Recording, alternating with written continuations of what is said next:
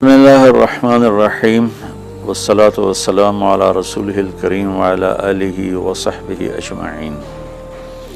عید کی خوشی ہم کیوں مناتے ہیں؟ پہلے میں یہ تھوڑا سا واضح کر دوں کہ رمضان کا مہینہ اللہ نے پورا ایک ہمارے لیے خوشی کا مہینہ بنایا ہے، جس میں اللہ کی جنت کے دروازے کھول دیے جاتے ہیں، جہنم کے بند کر دیے جاتے ہیں، شیطان قید کر دیے جاتے ہیں، جنت کو روزانہ سجایا جاتا ہے، اللہ کا عرش پہلے آسمان پہ آ جاتا ہے، اللہ کی طرف سے اعلان ہو رہا ہوتا ہے، کوئی بخشش چاہنے والا، کوئی حاجت مانگنے والا، فرض 70 فرضوں کے برابر ہو جاتا ہے اور نفل فرض کے برابر ہو جاتا ہے، اور نفل اور فرض کا فرق اتنا بڑا ہے کہ قیامت تک 2 رکعت نفل پڑھتا رہے تو فرض رکعت کے ایک سجدے کے برابر نہیں، اور اس میں جو مر جاتے ہیں اہل ایمان ان کا حساب نہیں ہوتا، ان کو قبر میں منکر نکیر نہیں آتے،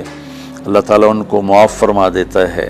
اس طرح 29 دن رات یہ سلسلہ چلتا ہے، اور آخری رات پھر اللہ تعالیٰ اعلان فرماتے ہیں کہ میرے بندوں نے رات کو قیام کیا، یعنی تراویح کی نماز پڑھی، دن میں روزہ رکھا، تو میں نے اس پر ان سب کی بخشش فرما دی۔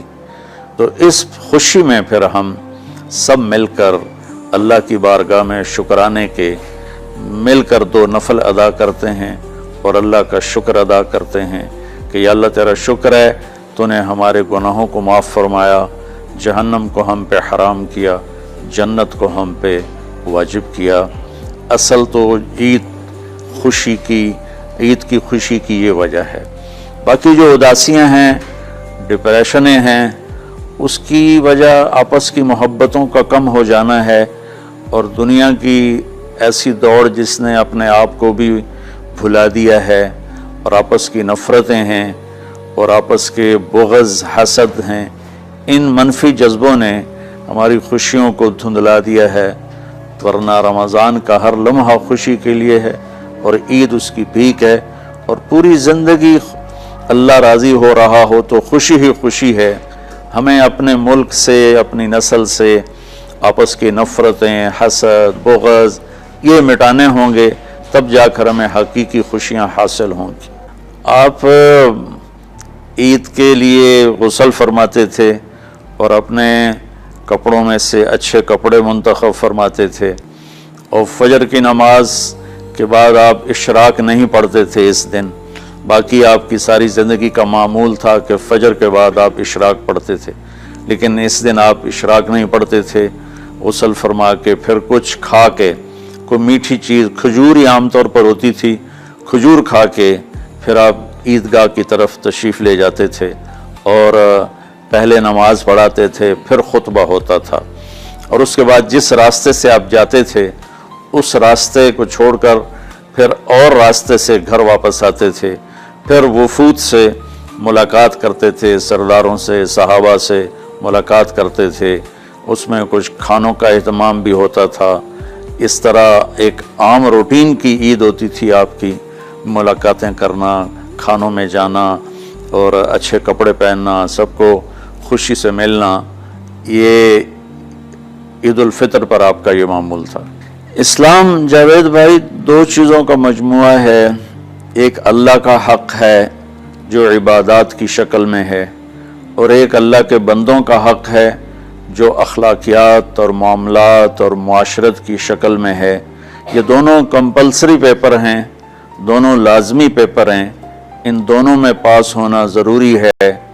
میری نماز اچھی ہے لیکن میری دکان پہ جھوٹ ہے، تو نماز اس جھوٹ کی کمی کو پورا نہیں کر سکے گی۔ میری دکان پہ سچ ہے لیکن میں نماز نہیں پڑھتا، تو میرا یہ سچ بولنا میرے نماز کی کمی کو پورا نہیں کر سکتا۔ اللہ کے نبی نے دنیا سے جاتے ہوئے 2 لفظوں میں سارا دین بتا دیا تھا۔ جب آپ کے جانے کا وقت قریب تھا تو آپ 2 لفظ دہرا رہے تھے، الصلاۃ وما ملکت ایمانکم، میری امت میرے بعد ایک نماز نہ چھوڑنا، اور ایک امت کے غریب مسکین لوگوں سے، نوکر غلاموں سے اچھا سلوک کرنا۔ یہ 2 الگ الگ ڈیمانڈ ہیں، جیسے پانی پینے سے روٹی کی کمی پوری نہیں ہو سکتی، اور روٹی کھانے سے پانی کی کمی پوری نہیں ہو سکتی۔ یہ دونوں الگ چیزیں ہیں۔ اخلاق کو عبادت کی کمی پر نہیں کر سکتی، اور عبادت کی کمی اخلاق کو اور اخلاق کی کمی کو عبادت پورا نہیں کر سکتی۔ ان دونوں چیزوں میں پاس ہونا ضروری ہے، تب جا کر ایک معتدل معاشرہ وجود میں آتا ہے۔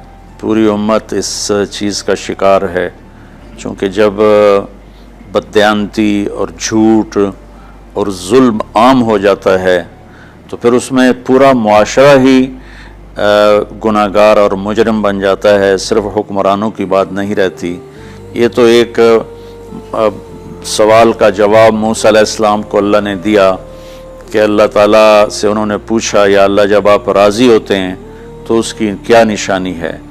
تو اللہ تعالیٰ نے فرمایا کہ میں بارشیں موقع پر دیتا ہوں، حکومت سمجھداروں کو دیتا ہوں، پیسہ میں سخیوں کو دیتا ہوں۔ تو پھر انہوں نے پوچھا جب آپ ناراض ہوتے ہیں تو اس کی کیا نشانی ہے؟ تو آپ نے فرمایا، اللہ تعالیٰ نے فرمایا کہ بارشیں بے موقع کرتا ہوں، حکومت نااہلوں کو دیتا ہوں، اور پیسہ میں بخیلوں کو دیتا ہوں۔ تو جب معاشرے میں عمومی بگاڑ پیدا ہوتا ہے تو اس کا اثر پھر اس شکل میں ظاہر ہوتا ہے، کبھی کسی اور شکل میں ظاہر ہوتا ہے۔ اس چیز کے مجرم نہ صرف حکمران ہیں، نہ صرف بخیل لوگ ہیں، بلکہ تمام طبقات امت کی اجتماعی کوتاہی میں یہ حالات اللہ کی طرف سے پیدا ہوتے ہیں۔ اس میں ہم سارے ہی ایک دوسرے کو مجرم ٹھہرانے کی بجائے اپنے اپنے گریبانوں میں جھانک کر دیکھیں کہ تجھے کیوں فکر ہے اے گل دلے صد چاک بلبل کی، تو اپنے پیرہن کے چاک تو پہلے رفو کر لے، وفی انفسکم افلا تبصرون۔ ہر آدمی اپنے عیب دیکھے، اپنی کمیاں دیکھے اور انہیں دور کرنے کی وہ کوشش کرے، تو پھر ایک خوبصورت معاشرہ تشکیل پا سکتا ہے۔ کہ میں اس عید کے خوشی کے موقع پر اپنی قوم سے ہاتھ جوڑ کے اپیل کروں گا کہ جھوٹ بولنا چھوڑ دیں، دھوکہ دینا چھوڑ دیں اور ظلم کرنا چھوڑ دیں۔ مذہبی نفرت نے ہمیں تباہ کر دیا، سیاسی نفرت نے ہمیں تباہ کر دیا، صوبائی قومی نفرت نے ہمیں تباہ کر دیا، آپس کی رنجشوں کی نفرت نے ہمیں تباہ کر دیا۔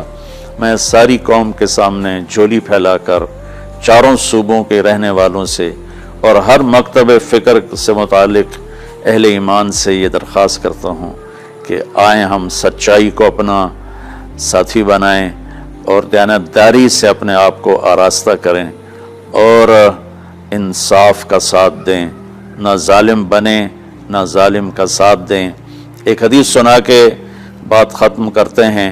میرے نبی وضو فرما رہے تھے تو صحابہ آپ کے وضو کا پانی گرنے نہیں دے رہے تھے، نیچے سے لے کر کوئی پی رہا تھا، کوئی منہ پہ مل رہا تھا۔ تو آپ نے فرمایا ما یحملکم علی ھذا، یہ کیا کر رہے ہو؟ وہ کہنے لگے یا رسول اللہ، اللہ اس کے رسول کی محبت میں کر رہے ہیں۔ تو آپ نے فرمایا میں تمہیں بتاتا ہوں اللہ اس کے رسول سے محبت کرنے والا کون ہوتا ہے۔ فَلْيُسْتِقِ الْحَدِيثَ إِذَا حَدَّثَ، اللہ رسول سے محبت کرنے والا وہ ہوتا ہے جو ہمیشہ سچ بولتا ہے۔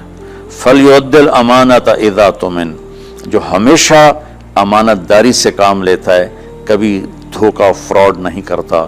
فَلْيُحْسِنْ جِوَارَ مَنْ جَاوَرَهُ، اور جو ہمیشہ اپنے پڑوسیوں کے ساتھ اچھا سلوک کرتا ہے، پڑوسی اپنے ہوں، غیر ہوں، مسلم ہوں، نان مسلم ہوں، وہ ان کے ساتھ اچھا سلوک کرتا ہے۔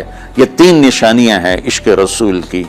یہ تین باتیں میری قوم اپنا لے تو یہ اندھیرے اجالوں میں انشاءاللہ تبدیل ہو جائیں گے۔